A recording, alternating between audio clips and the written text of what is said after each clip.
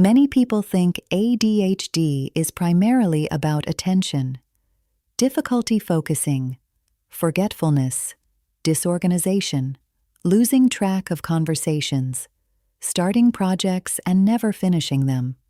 While all of those experiences can certainly be part of ADHD, they are often not the things that create the deepest suffering. For many women, especially those who are diagnosed later in life, the real challenge is something else entirely. It is the feeling that life itself seems more intense, louder, brighter, faster, more emotionally demanding.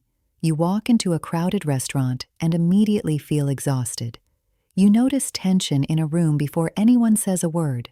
Certain noises seem impossible to ignore. Criticism stays with you for days, sometimes years. You need more recovery time after social interactions than other people seem to need.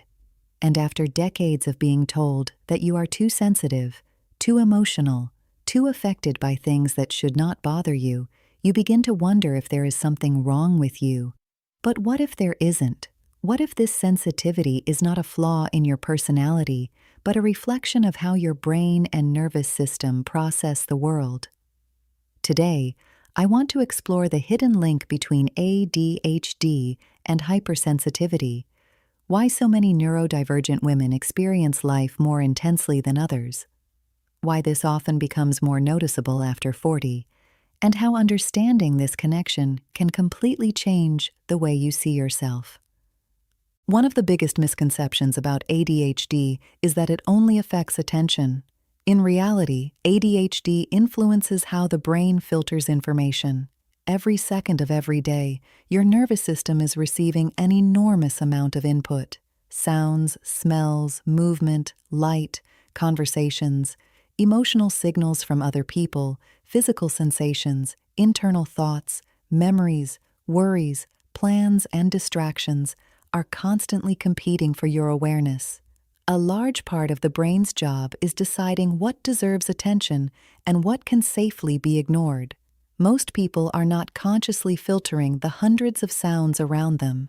Their brain automatically decides which information matters and quietly pushes the rest into the background. But ADHD brains often appear to process information differently. Research increasingly suggests that many people with ADHD have more difficulty filtering out non-essential stimuli. As a result, more information reaches conscious awareness. Imagine having dozens of browser tabs open simultaneously. None of them are necessarily a problem on their own.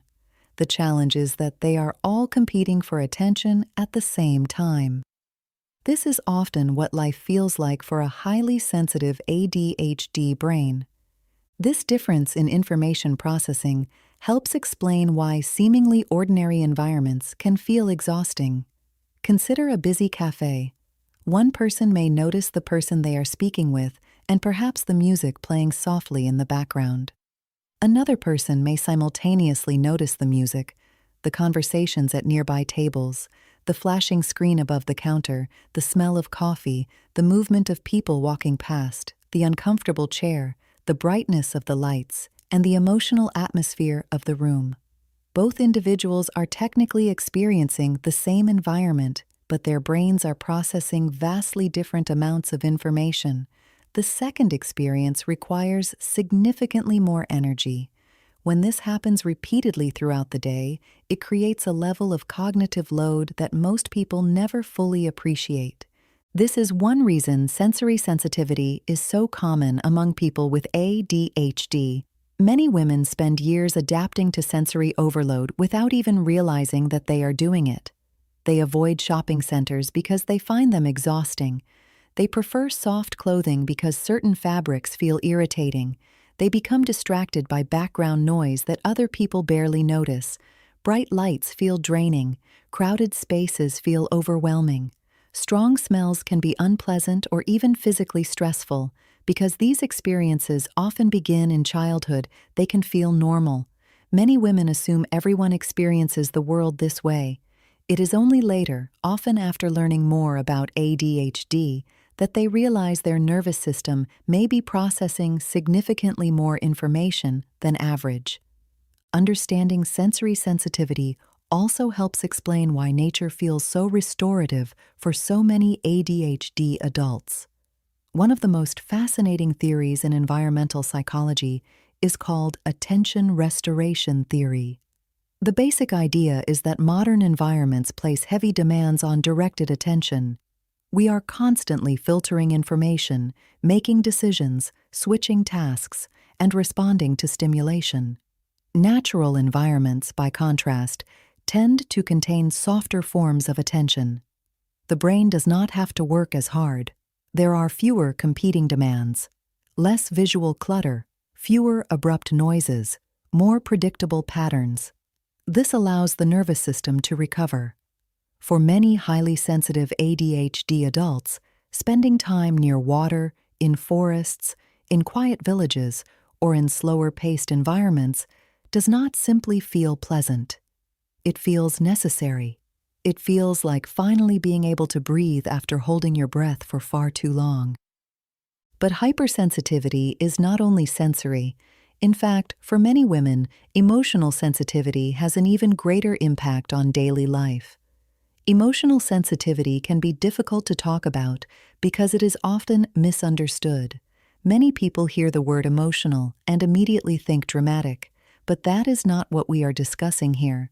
Emotional sensitivity simply means that emotional information is experienced more intensely. You may notice subtle shifts in someone's tone of voice. You may sense tension before anyone openly acknowledges it. You may absorb the mood of a room without consciously intending to.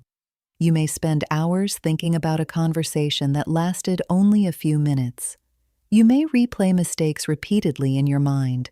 You may feel deeply affected by conflict, disappointment, rejection, or criticism. These experiences are incredibly common among ADHD adults, particularly women who have spent much of their lives trying to understand why they seem more emotionally affected than those around them.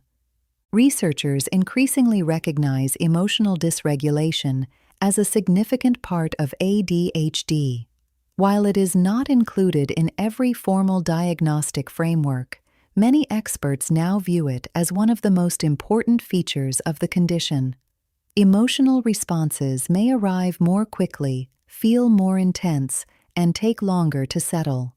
This does not mean someone is weak or incapable of managing emotions. It means the nervous system may be responding with greater intensity. For many women, discovering this is deeply validating. Instead of viewing themselves as overly emotional, they begin to understand that their emotional experiences may be rooted in neurological differences rather than personal failings. Another important piece of the puzzle is rejection sensitivity. Many people with ADHD experience particularly strong reactions to criticism, exclusion, disappointment, or perceived rejection. Sometimes the trigger is obvious. Other times, it can be remarkably subtle. A delayed text message, a shorter than usual response, a change in someone's facial expression, a comment that was not intended to be critical. Rationally, you may know that nothing significant has happened.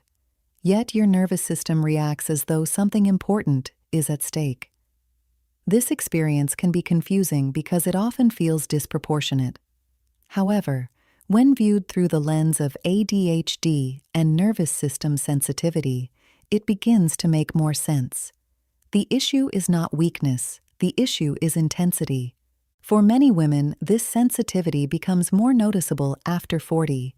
This is a pattern that appears repeatedly in both research and personal experience. Women who spent decades coping reasonably well suddenly find that their old strategies no longer work. Environments that once felt manageable become exhausting. Emotional regulation becomes more difficult. Stress feels harder to recover from. Many women describe the experience as if the protective layer between themselves and the world has become thinner. Hormonal changes likely play a significant role. Estrogen supports dopamine activity in the brain, And as estrogen fluctuates during perimenopause and menopause, many ADHD symptoms can become more pronounced. Focus becomes harder, emotional regulation becomes more challenging, stress tolerance decreases, sensory overload becomes more noticeable. What once felt manageable may suddenly feel overwhelming. This is where many women make a painful mistake. They assume they are becoming fragile. They assume they are losing resilience. They assume they are somehow failing. But another explanation may be far more accurate. Perhaps they are simply becoming unable to ignore what has always been overwhelming. Perhaps the coping strategies that once compensated for nervous system overload are no longer sufficient. Perhaps they are finally seeing the true cost of living in environments that do not support the way their brain operates. This realization changes everything because it shifts the question. Instead of asking, "How do I become less sensitive?" you begin asking, "How do I create a life that supports my nervous system?" Those are very different questions. One is based on self-rejection. The other is based on self-understanding. The goal is no longer forcing yourself to tolerate environments that drain you. The goal becomes identifying what allows you to thrive. This may mean spending more time in nature, choosing quieter travel destinations, creating a calmer home environment, building stronger boundaries around social commitments, prioritizing recovery, protecting sleep, reducing unnecessary stimulation, designing a life that works with your nervous system rather than constantly fighting against it. At this point, it is important not to romanticize sensitivity. Hypersensitivity can be exhausting. It can make life more complicated. It can increase stress and overwhelm. But it is also true that many of the strengths associated with ADHD emerge from the very same nervous system. People who notice more often detect patterns that others miss. They frequently possess remarkable creativity. They can be deeply empathetic. They often have strong intuition and exceptional observational skills. They may experience beauty, meaning, and connection with unusual depth. The same brain that notices overstimulation also notices subtle details. The same nervous system that feels rejection deeply may also feel wonder deeply. The challenge is learning how to harness these strengths without becoming overwhelmed by the intensity that accompanies them. Perhaps the most important thing I want you to take away from today's video is this. Maybe you were never too sensitive. Maybe you were simply trying to function in environments that required your brain to process far more information than it could comfortably handle. Maybe the exhaustion was not weakness. Maybe it was overload. Maybe the anxiety was not failure. Maybe it was a nervous system that had been asked to do too much for too long. And maybe the answer is not becoming harder, tougher, or less sensitive. Maybe the answer is becoming wiser about how you use your energy and where you place your attention. The most regulated ADHD adults are not necessarily the strongest. They are often the people who understand their nervous system best. They know what drains them. They know what restores them. They understand that sensitivity is not a defect to overcome, but a reality to work with. And once you stop fighting your nature, something remarkable happens. Life becomes less about surviving and more about designing an environment where you can truly thrive.